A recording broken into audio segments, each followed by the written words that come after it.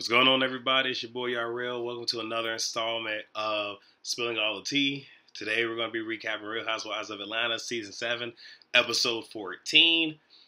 Before I get started, as we all know, I always have to, have my tea. Since I'm going to spill it, go ahead and sip some right quick. Delicious. Gotta hit my vape too. Go ahead. Get right before I do this recap because this is pretty good, pretty juicy. Good talking points I got for you.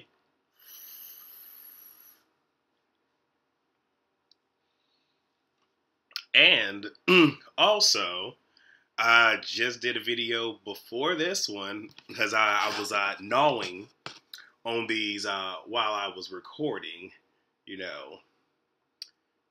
Well, actually, while I was watching this, I was gnawing on these. But I already made these, and these are mustard battered chicken fingers. This is a part of my In the Kitchen segment on this channel. If you guys would like, I got to slide over so I can do this correctly. If you guys would like, there will be a video right here. So right here. For the moment. If you guys want to click on that, of course, it'll pause it here, take you there. But at the very end, I'll bring the video back up right here. And you guys can go there and see how to make these delicious tenders. But with that being said, enough plugging. I'm not trying to be like Candy every time I'm on the screen, talking about bedroom Candy, so I'm not trying to plug too much. But let's get into this motherfucking recap. So we start out with Claudia. Kenya and Cynthia comes over to her apartment. The shit is finally furnished. All right. I chose not to say anything about that, but other YouTubers did. But yeah, no fucking furniture before. It's furnished now. I really don't want to get too much into it because it kind of upset me because she's recapping what happened at her event. Not her event, but at Portia's event. But to kind of gain like the sympathy vote, this takes me back to high school and, being mixed and blah, blah, blah. Y'all real don't care, so we're moving the fuck on. So now we get to Candy, and she says that Todd got her a part in this movie called Second Chance Christmas. The shooting is in L.A. And, she sees that Todd has a couple of bags packed. So she's asking, are you really going for one day? Because he's going 2, or longer. He's like, I'm going to be there, a week up. Well, let me see. I'll be there until a week from tomorrow. So a whole week. And, she's kind of trying to figure out, is it a business or it's a party? He's like, it's a party. And, she's feeling some kind of way about that because she's like, when I go out on trips, I do everything I can to get back to the family as quickly as I possibly can. But it doesn't seem like you're doing that. You do the opposite. You wait and take, like, the last plane out and blah, blah, blah, and he's pretty much just like, you do this to argue, he doesn't want to do that. And she gets upset because she's like, I don't normally do that. I shut down. But when he said that, she shut down and walked off. All that I will say is this. They do a lot of work. And between the two of them, it's a lot of work. So, I mean, if he wants to go to LA on his fucking dime and, have a good motherfucking time and chill with the boys, personally, I don't see a problem with it. If y'all do, y'all can let me know down below. I'm just saying, I don't see a problem with it, but apparently there is one. So now we get to Apollo. Whew. Yep, Apollo. Like I said, he gave it to me. He gave it to me this motherfucking episode. I mean, he blew me in some parts, but when I say, this man, he killed me. We done went to my wake, went to my funeral. They done buried me. We done said Shiva. I done came back. It was one of those. So it's like the night before he's supposed to go off. I believe the night before he's supposed to go off to prison. Again, I probably should have paid close attention to the caps. But Peter picks him up so they can talk. Now, I'm not going to do it just yet, but I'm pretty sure everybody, especially with this episode, has been calling Peter Patricia. Because, I know I spills the tea, but damn, he took this shit to another fucking level. But anyway, Apollo is stressing, because, he done went through Fakedra's phone, found some text messages, because, his intuition been going off. You know, he done screenshotted the shit, you know, and he pretty much brings out that fake Dra has been having a fucking affair.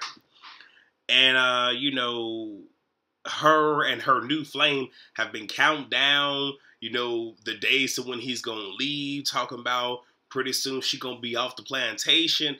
And I'm just like, for real. But he did the screenshot, sent him to his phone, had a motherfucker print out, and I was just like, well, damn.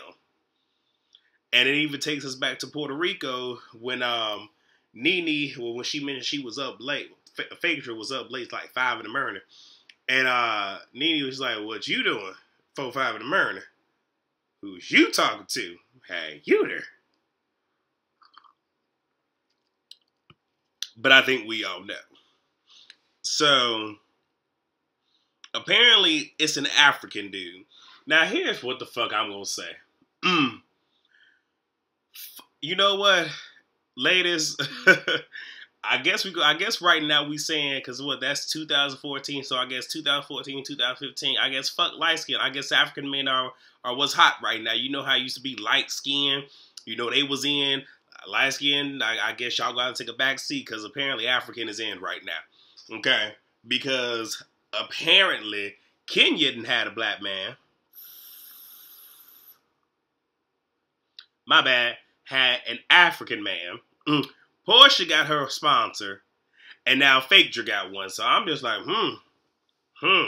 Especially 2 individuals that was straight dragging Kenya's name through the dirt. So the 2 that's been dragging her name through the dirt, apparently, goddamn an African man.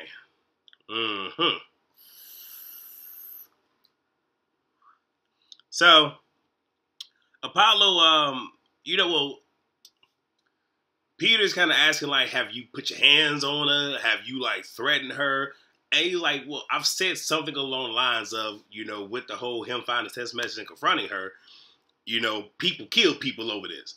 And it's like, I can see him being mad. Again, let me say this. Yarel, T-Spilling, has no sympathy for Apollo, nor do I have sympathy for Phaedra. Whatever the fuck I'm going to call her. Her name, I'm going to flip-flop between the 2. No sympathy, but I'm just talking about it and just giving y'all what I see. So they go for drinks. So 2 hours later, Peter comes home. Now my thing is, if y'all went out for drinks, motherfucker, your ass shouldn't have been driving down in Atlanta. No. Your ass would have got pulled to over shit. Your ass would, yeah. But he didn't. So he goes back and he tells Cynthia, not everything, tells her everything. Last motherfucking baby. I'm going to say this, Peter, you my dude now. And I understand, man, we talking all this other shit. And I understand with you being married to Cynthia, and just in general, married couples do talk. But because of how this looked, dude, you could have turned y'all could have turned y'all mics on. Y'all could have said, we're not going to record this one right here. Because, I mean, everybody calling you Patricia, you might get you a peach. You might just get a peach for that, bruh. Just saying. So, let me see. Now we get to Kenya.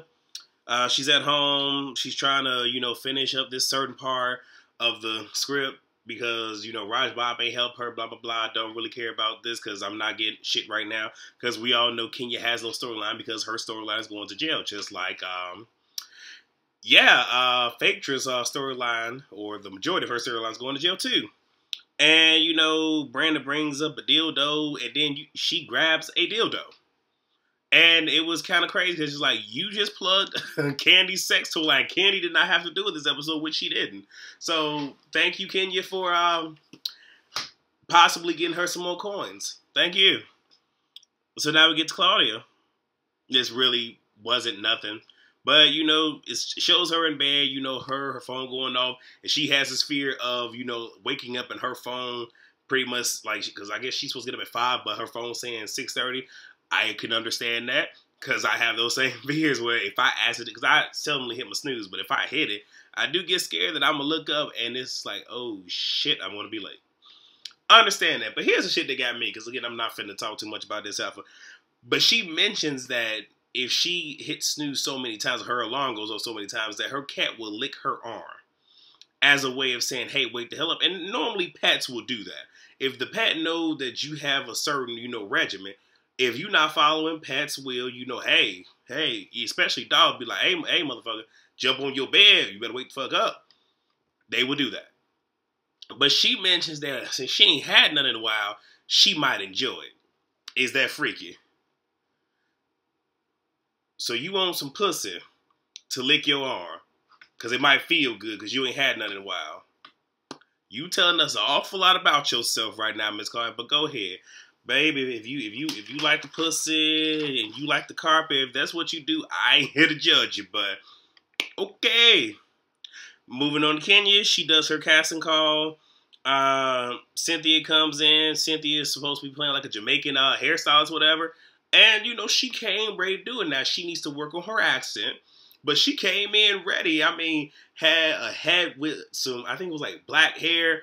But, showing her like some weave or whatever. And then she takes the head off. But then you see her blonde and black hair looking all types of fucked up. And I was like, you know what? That's what the fuck you do. If you go in trying to get a part, you need to go in with the theatrics and everything. Like, I was here for that. Dee Woods from Danity Kane, love her. She has a phenomenal voice. She also came in trying to audition for Kenya's older sister.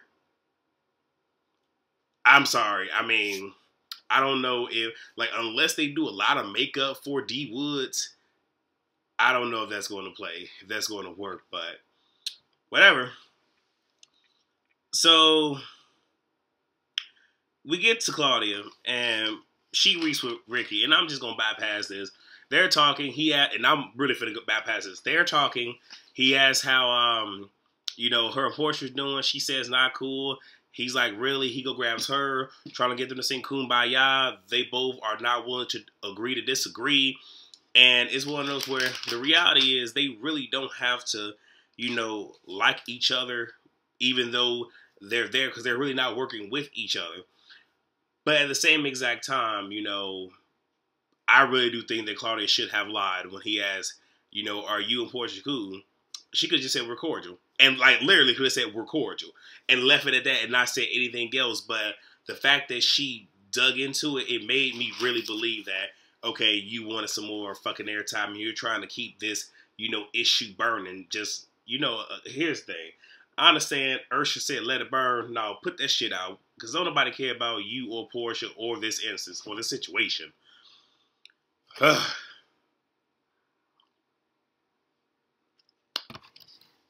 So we get to Candy. She just got back from LA, meets with Cameron.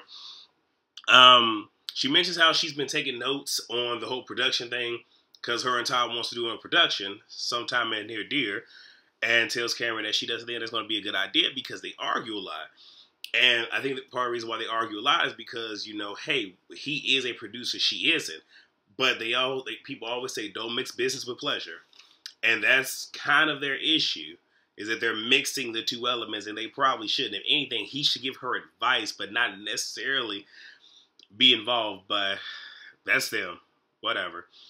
So, she had even mentioned that she had questions for one of the producers. Asked the producer a hell of a lot of questions, came to him and was like, oh, I had one more question. He answered the question, but she was insistent upon asking that producer. And apparently he was just like, no, why don't you take my word? And she got upset. I will say this. I think the reason that he was upset is not because you won't take his word, but when it's a business venture like that, especially when he put you on it, you don't want to sit here and do a whole lot of back and forth, a whole lot of arguing or not even arguing, but asking so many questions when they got a job to do. That could leave a bad taste in that producer's mouth. Now, if you have questions, that's one of those where Todd could have scheduled y'all some sit down time, but I could see why he's somewhat upset. But then she's saying they ain't having sex like they used to, but they done been married for 6 months. And, they ain't gonna have a kid, with their sex being so minimum, and they're only having sex once a week. And she suspects that he might be cheating and says that they need counseling. So we'll see where that goes. So now we get to what I think we've all been waiting for. So Phaedra comes home to see that it's intact, and she's thanking the Lord because he's in jail. That's her right there. And I'm kind of like, okay, I think you're doing the most right now. That's just y'all, but whatever. But, you know, and it's like you don't know for a fact.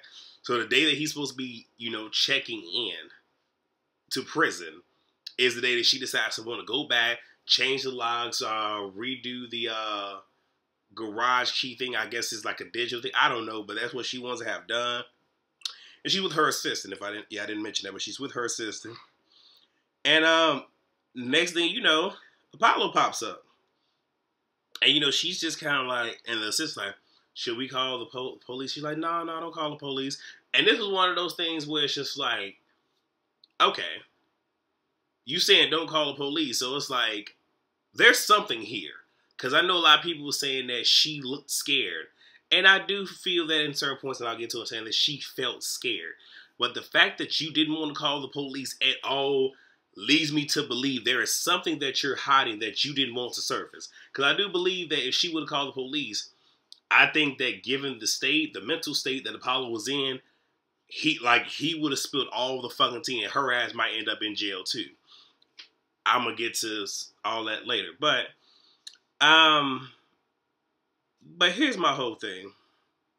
You don't want your assistant to call the police, but you were afraid, not necessarily crime, but giving up that crocodile face when you telling your mother that, oh, he wants to burn down the house and all this other stuff, but you're not afraid enough to call the fucking police. I'm not fucking stupid. Anyway, you know, Apollo wants her to make sure that, you know, she take his clothes out of the dryer and put it in the drawer. And she's like, what clothes? He's like, oh, your boyfriend has his clothes here. I did about that. I was just like, oh, he shading your ass on TV right now. And when that happened, the assistant looking like, what are you talking about? None. So I'm like, okay, the assistant probably don't know. Okay. And like I said, Phaedra was a little too calm for me. And I don't think it's because she was trying to be cool, calm, and collected.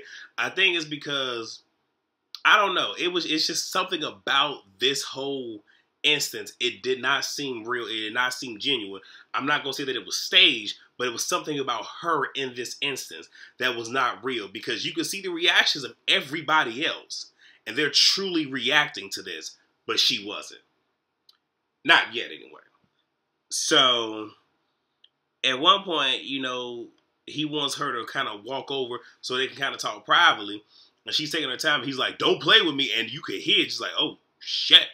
And she called herself, and she walks over, and she's kind of like, you know, what, and he's mad because he's like, you're changing everything. But I can understand what he's getting at. Since he was supposed to turn himself in, he's not even officially gone yet, but already you want to change up everything. It's almost like you're making him an afterthought. When y'all been together as long as y'all have 2 kids, but it's like you're willing to erase him this quickly. I understood why he was mad. Again, no sympathy. Not at all. But I understand.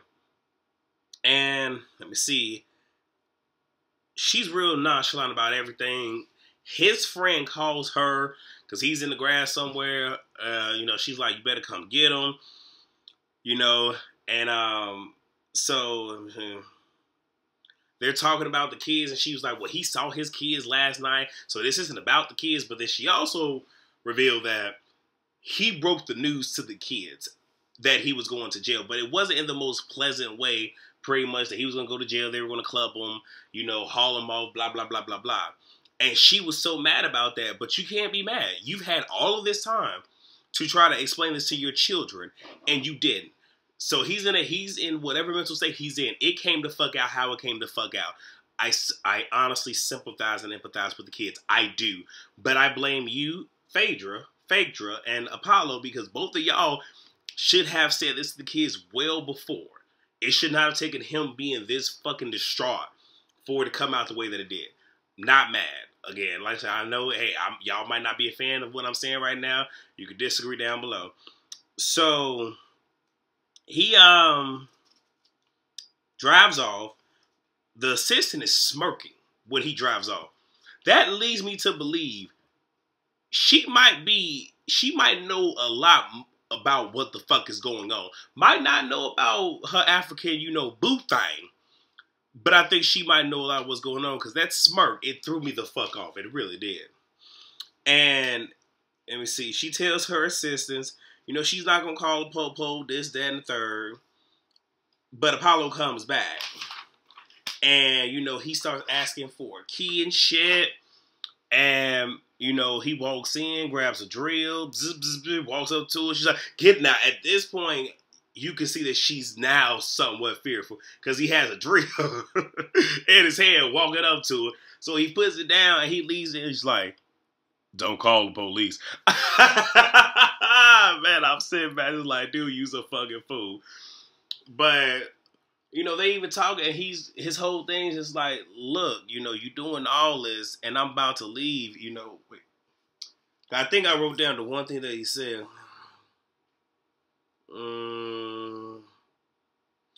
You know, he was pretty much saying, it's like, you left me.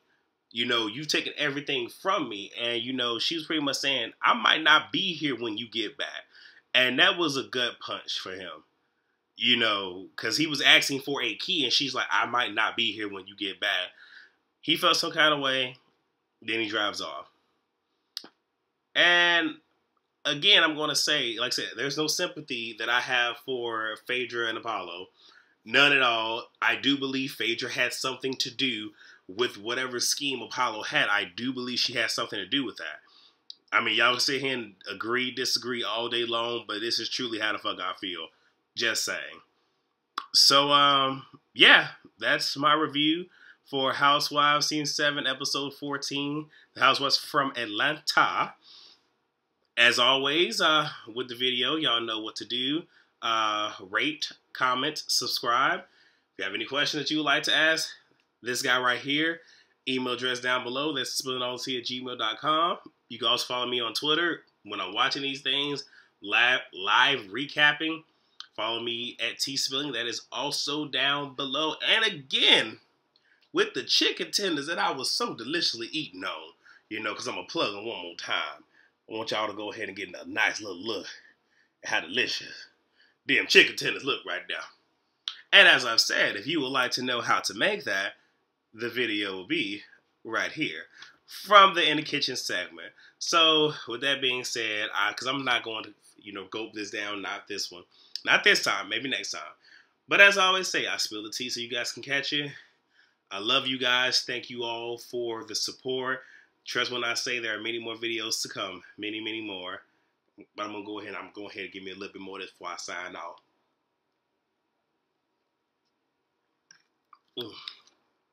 So, love you guys. See you later. Peace.